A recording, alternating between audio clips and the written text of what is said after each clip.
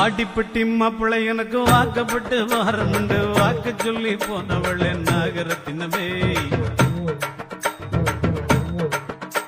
எவ்வாடிப்பட்டி மாப்பிள்ளை எனக்கு வாக்கப்பட்டு வாரமுண்டு வாக்கு சொல்லி போனவளே நாகரத்தினமே இப்போ வாச கதவை சாத்திரிய நாகரத்தினமே என்னைய மோசம் பண்ண